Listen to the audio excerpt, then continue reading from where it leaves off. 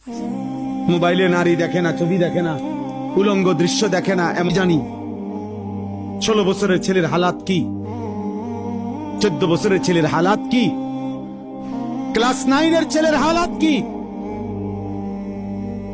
অসংখ্য যুবক, নওজোয়ান, কিশোর মৌলানা সাহেব জিনা করতে করতে ক্লান্ত হয়ে গেছে,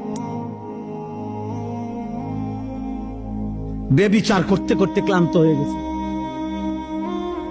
এমন ছেলেও 1000 বার চোখের পানি ফেলে আমগো কাছে দোয়া চাইছে, দোয়া চায়,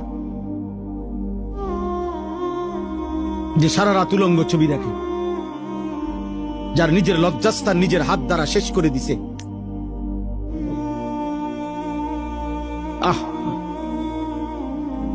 কোন মানুষের শরীরের স্বাস্থ্য, শক্তি, শৌর্য সবকিছুই শেষ করে দিচ্ছে। হ্যাঁ,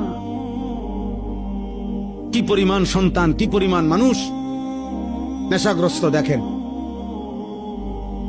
আল্লাহ তাআলা যেটাকে স্পষ্ট হারাম করেছেন,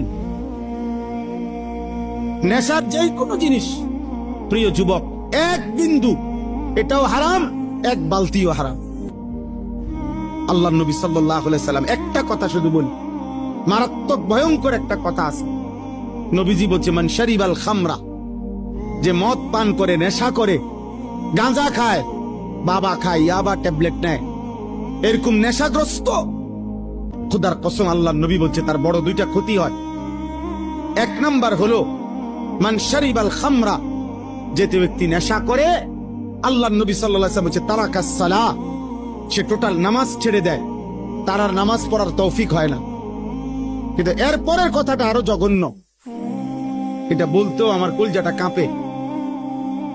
নবী সাল্লাল্লাহু আলাইহি ওয়াসাল্লাম বলছে নেশাগ্রস্ত ব্যক্তি অচিরেই ওয়াকা আলা আম্মাতিহি ওয়া খালাতিহি, আপন চাচি, মামি, ফুফি, খালা, চাচাতো বোন, মামাতো বোন, ফুফাতো বোন, খালাতো বোন, এমন নিকট আত্মীয়ের সাথে জিনা এবং ব্যভিচার করতে আগ্রহী হয়।